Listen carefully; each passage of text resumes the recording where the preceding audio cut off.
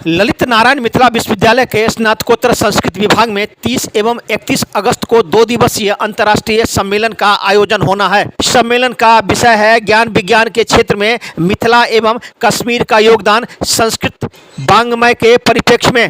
इसी को लेकर संस्कृत विभाग के विभागाध्यक्ष जीवानंद झा एवं अन्य सदस्यों ने दी जानकारी। इस अवसर पर कार्यक्रम समिति के कई सदस्य उपस्थित थे। इन लोगों ने क्या कहा सुनिए। दरभंगा दर्शन न्यूज से मनोज झा।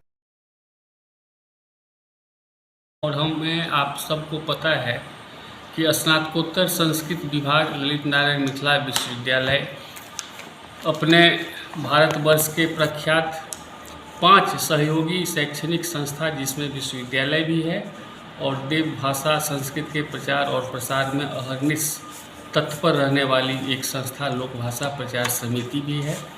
इन संस्थाओं के संयुक्त तत्वावधान में हम लोग 30 और 31 अगस्त 2022 को एक अंतर्राष्ट्रीय सम्मेलन करने जा रहे हैं जिसका विषय है ज्ञान विज्ञान के क्षेत्र में मिथिला एवं कश्मीर का योगदान संस्कृत वाङ्मय के परिप्रेक्ष्य में। फिर भी मैं जहाँ तक जानता हूँ कि भारत जिस युग में विश्व गुरु पद का अधिकारी बना था उसके आड़ में मात्र संस्कृत में निहित ज्ञान और विज्ञान दर्शन ही था, जिसके कारण भारत जगत गुरु की पदवी से विभूषित था। और मैं जानता हूँ कि किसी भी अन्य भाषा में ज्ञान की बात हो सकती है, लेकिन यह एकमात्र संस्कृत ऐसी भाषा है जिसमें ज्ञान भी है, विज्ञान भी है, धर्म भी है, दर्शन भी है, आध्यात्म है, साहित्य है, राजनीति है, कला है। सब ज्ञान विज्ञान के समग्र विधाओं को अपने में समेटे हुए यह संस्कृत प्राचीन देव ऋषि मुनियों की भी भाषा है और हमारी आपकी सबकी पहचान की भाषा है। और मैं तो यह स्पष्ट रूप से जानता हूँ कि आज के भारतवर्ष में यदि पूरब से पश्चिम और उत्तर से दक्षिण तक जोड़ने वाली कोई एक भाषा का अगर नाम कोई भी लेगा तो वो एकमात्र संस्कृत भाषा का नाम लेगा। ये कि ऐसे आयोजन में अक्सर देखा जाता है कि जो मूल भाषा है उसे लोग छोड़ देते हैं और जो कुछ भाषा उस पर उनका बात चला जाता है, जिस कारण जो सेमिनार का विषय है वो गौण हो जाता है। मैं आपके प्रश्न से सहमत भी हूँ और असहमत भी हूँ।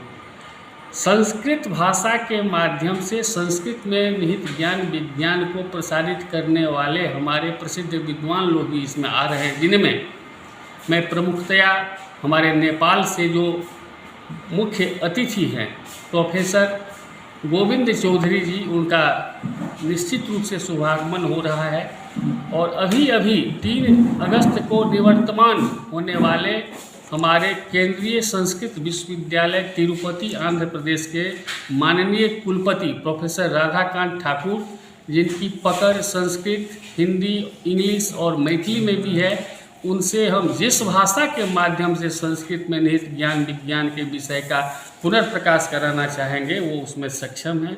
इसके अतिरिक्त डॉक्टर विकास सिंह मारवाड़ी महाविद्यालय के एसोसिएट प्रोफेसर के सहयोग और संपर्क से हमारे 5 देश के उत्कृष्ट विद्वानों का भी इसमें ऑनलाइन संपर्क होगा, उनका आगमन और जुड़ाव होगा।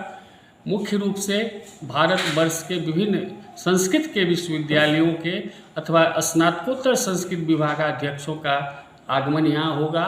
और मुझे पूरी उम्मीद है कि इस बार पुनः इस मिथिला की धरती पर ज्ञान और विज्ञान का ऐसा प्रकाश पुंज हमारे सामने आएगा जिससे चमत्कृत और प्रकाशित होकर हम लोग पुनः मिथिला को अपने पुराने जो गौरव है उसको प्राप्त कराने में सक्षम होंगे, ये मेरी उम्मीद है। ये हमारे अध्यक्ष महोदय ने कहा, कश्मीर और मिथिला दोनों ही जगह, चाहे वो राजनीतिक हो चाहे भौगोलिक हो, हर एक विषय से अपेक्षा का पात्र रहा है।